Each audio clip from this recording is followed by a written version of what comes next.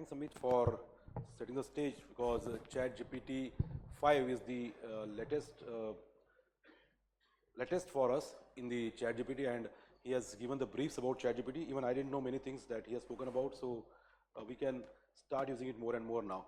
So first, before we go to the topic, that is AI tools in the research, my question is, should we actually use AI tools for research or not? How many of you feel that we should use AI tools for research? And how many don't feel that we should not use? Are there any people who feel that we should not use actually AI for research? So actually most of you agree. I think, we'll need to individualize this on case-to-case basis. Like, for example, Rutul is the secretary of RSDI Gujarat, and he might have to send mails multiple times to different people. For that purpose, he might use a AI tool for drafting the mail. Automatic हो जाएगा, फर्क नहीं पड़ता है कुछ. In case Hitesh wants to apply for Fellowship of Diabetes India, he may not go for only ChatGPT or some tool. He might want to make it more better. It's only one-time job, so he might do it personally himself by using a computer and all that. Alok wants to send a love letter to his old girlfriend. There he might prefer to handwrite also. वहाँ मजा आता है थोड़ा handwriting में लिखेंगे तो. So that way only for research also. So if you are doing a research, what is your goal? What is your reason for doing the research? अच्छा उससे होगी ना. So what is the reason for you doing the research? Like there are my friends here who only want paper publication because वो रहेगा तो मेरा promotion होगा. Paper नहीं है तो मेरा promotion नहीं होगा, मुझे fellowship नहीं मिलेगी, and you don't have any interest in research. खाली छापना है, छपना चाहिए. For that you can use AI tool. There is no problem with that. Where do you intend to publish it? So there are some journals which allow you to use AI generated content or help of AI in publishing a journal, in an article. There are some journals which may not allow you. So if you want to publish in a particular journal, just check it. What is it that is allowed by the journal to use for the manuscript writing? What do you want to use the tool for? So in the research also, there are multiple aspects of research. We'll talk about those in the next few slides. You might want to use an AI tool for a particular aspect of research, not for everything else. So you might choose that, and these are useful tools for those things. What is your goal? So someone like, someone might want to become Dr. V. Mohan. If you want to become Dr. V. Mohan, then you can't just publish AI generated papers and become V. Mohan, because you might have 100 articles, but you won't have that depth of knowledge about that particular subject. If you want to become V. Mohan, Yagnik or Ramchandran, then AI tool might be assistant to you, but you can't rely on only using AI tool generated manuscripts. So depending on your personal, ambitions or your personal goals in the research, you can choose the AI tools or not choose those. Now these are the large language models which are popular ones: ChatGPT, Claude, Gemini, Meta, and all these are different large language models. You can use all these for writing papers also, doing different aspects of research, like Amit has shown you already. For review of literature, for even writing the manuscripts also, you can use now deep research is a option there in ChatGPT 5 also. So these tools can do most of your jobs. But these large language models are like a general practitioner. So they can treat malaria, they can treat tuberculosis, they can treat CAD, they can treat diabetes, they can treat even cancer patients. These are general models. But there are specific tools which are only for research, and if you want to go for those, then these are the different options. I just listed here a few of those, but there are multiple options. Might be hundreds of options. I just could go through a few of those. The difference is that these are GP, so they are cheap. You can even get free GP because ChatGPT free model is also there. Most of these do give you free options, but if you want to use it extensively, they might have to go for a paid version also. And some of these are focused on doing some particular aspect of research. Some of these can have multiple aspects. So you have to choose a tool for your own need. Perplexity that Amit spoke to you about is, I think it's not a LLM itself, but it uses different LLMs, and it's very good model. So it is like a GP who is trained in particular thing, I would say. So you can use that also. And then some of you might train your own general practitioner. So the difference between a doctor and ChatGPT is that they don't have a limitation for knowledge. They are always real-time updated. So even the ChatGPT that you're using, you can give it a particular task, make a custom GPT, which is only for a particular job, so that you can do yourself. So these are the options of doing your own custom GPT also. Now these are the different aspects of research that I could think of. You might want to identify the research gaps. Where do I want to do research on? So for that purpose, you can use ChatGPT or any other tool. You might want to take the help of AI tool in generating your hypothesis or refining your hypothesis.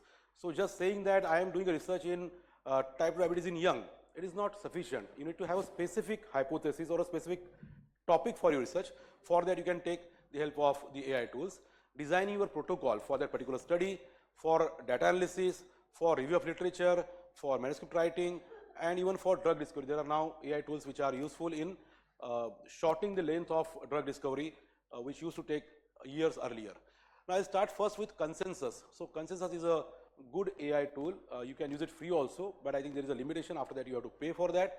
So, I just started with an example, like I want to do a research, but there was a question I heard in between that there was some paper which said that the intake of dietary fats doesn't affect your cholesterol levels. There was some, there was some discrepancy, so I was not sure what is the current consensus on that. So I just put up this question there: do dietary fats increase the risk of cardiovascular disease? A simple prompt only I gave there. Now this was the result that I got. So it started working on that.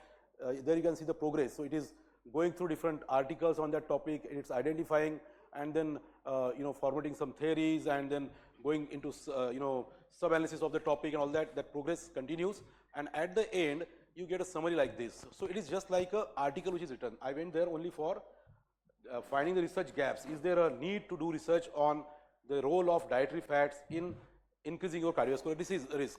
So it actually wrote the whole article along with the citation and all that. After that, if you scroll down, it will show you the consensus meter also.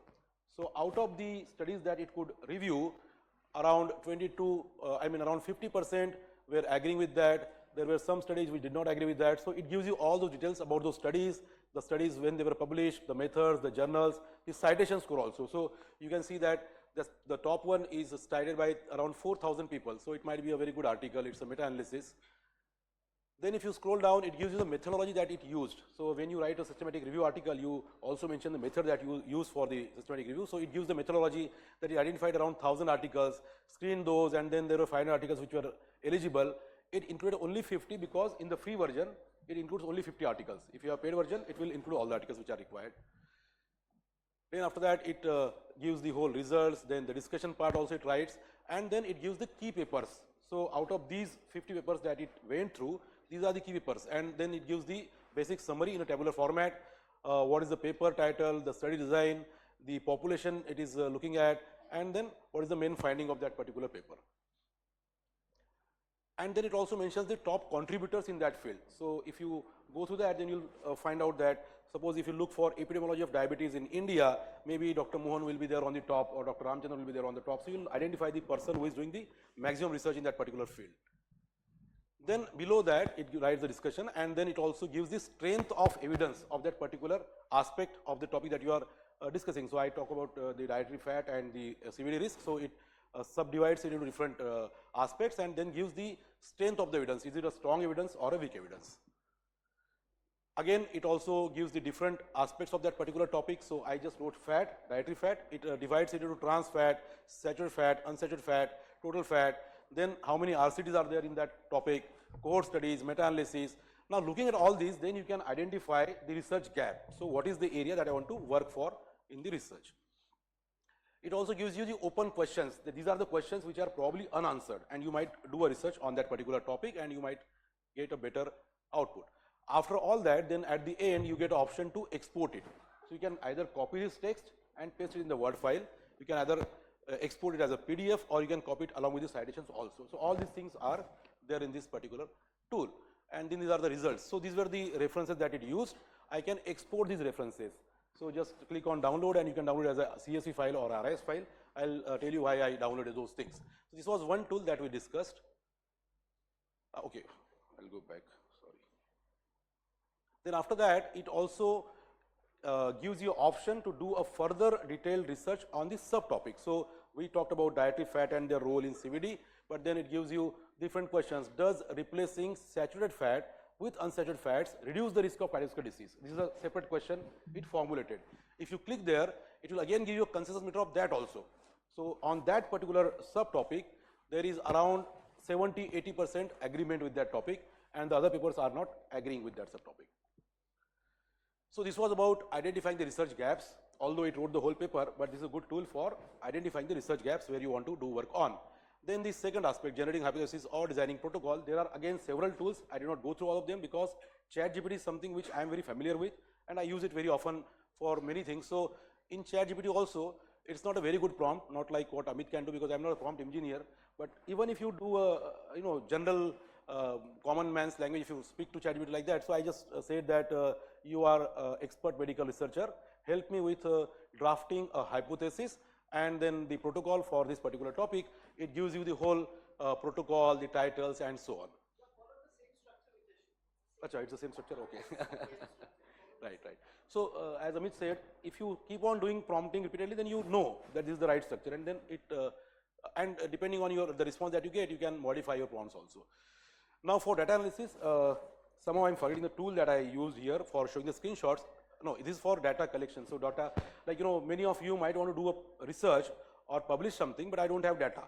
So there is publicly available data at many places. Enhance is one of such data sources. I used it in earlier present papers of mine when I used to do paper publications. So that time I analyzed some data from Enhance. Enhance is open. You can go to Enhance. Enhance is basically from US. They do regular evaluation of population, and the data is publicly available. Parameters are defined there, and you can use that data for doing your own research. Then there is another one, Amit, I'm forgetting the name here, Kaggle or something. This is an open source library where multiple databases are available. I think it's Kaggle, K-A-G-G-L-E, something like that. Kaggle, right?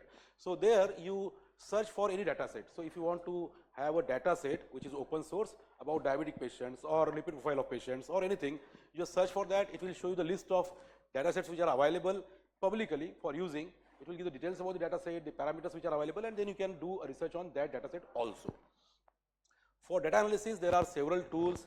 You can even use your own Excel also. It gives it does a pretty good job in doing statistical analysis. Only as much as I can understand in statistics. If you want to do a deeper statistical analysis, then better take a help of some statistician. This was a tool, I'm forgetting the name of this tool.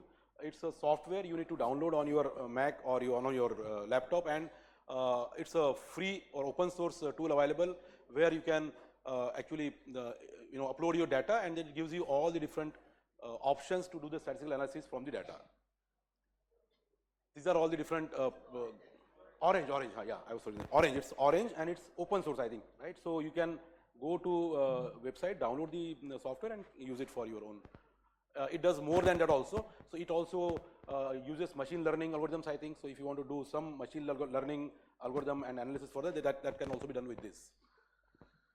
For review of literature, again, there are several tools. You can again go back to your general practitioner, which is ChatGPT. It will do a good job. But there are several other tools also. Notebook LLM, I like it very much. So if you remember, when we used consensus, at that time it gave the list of references, and I took out the CSV file of the list of references. If you upload multiple PDF files in a notebook LLM, or even if you give just the link, so there is an option here to give link. So if you click here on link, you can just give a list of links that it has to use. So that's what I did here. So those links which were there in that, actually the citations were detailed.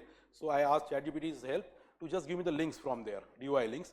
The list of link was here. I copied it from here and then pasted it in the notebook LLM. So now notebook LLM will take up all those PDF files, review those files and make a summary for you. So these are the files here. And with that you can get the summary here, and then there are several other things also. You can actually ask it to create a podcast out of that, a very interesting podcast, interactive podcast it will create. It also makes a video for you. So I did a video also for this particular topic using this. It gives a mind map also. I'll show you those things. So basically Notebook LLM will analyze all these PDF files, give you a summary of these things, and then you can do the further things like this is a mind map. So this was the topic that we asked it to review, dietary fats and CBD, and then it will divide it into subtopics: trans fatty acids, saturated fatty acids, unsaturated fatty acids, fat intake, and so on. Then further in each of those, it will give the further sub analysis of the topics. Then the last tool that I would talk about is Perplexity, which is very good, and Perplexity paid model is available for people who have Airtel connection. I didn't know about that. I just heard in a webinar, somebody told me. So I had even Airtel prepaid also. If you go to the Airtel Thanks app, you get a subscription of Perplexity Pro, which is very useful. So just use that. And here then you get an option to either change the mode to deep research mode or the labs mode. I have not tried it. Amit might tell more about that, but labs mode is, I think, probably better for doing some research. And then you can define what you want it to search for. So if you keep that web mode on, it will search the whole internet. But if you want only academic papers and not the whole of internet, then switch off that mode, toggle that mode off, and then go for academic only. It will search only for academic papers and give you the output from that. Then again here, these are the models that you can use, right? These are the, you can either ask it to use Gemini or ChatGPT-5 or Cloud-A, so it gives you the options to choose the LLM that you want to use. Again, a rough prompt that I put here, and then it writes the whole article for me. So it will take a few minutes, and then it will write a whole article, which is a literature review. Yeah, so this is a detailed review, and no, sorry, I think I went. Yeah, so this is a review article. So literature review it has done. Somehow it's not very visible to me also. Yeah, and yeah, this is perplexity only. Okay. Okay, so that was the perplexity, and then as I told you earlier, your own general practitioner, which is the ChatGPT, you can train it for a particular job and create your own custom GPT. So there are some custom GPTs which are created by our own people, like I think this one is by Om, I think this is a Om, and this one is by, that one is from Om, this is a different one, and then I also made one which is not public yet. It's a medical journal reviewer, so if I want to review some article which come to me for review, I'll just take the help of AI tools. So these are different custom GPTs, like this one is basically to give you the right references in the Vancouver style. So if you want to take help of ChatGPT for that particular task, you can use this custom GPT also. So I think this was the last slide, I'll end here. The use of AI tools is unlimited. You can just, you know, if you keep on exploring it, you will learn more and more, and you can use more and more tools. If you have any questions about this, at the end, Amit is there to answer.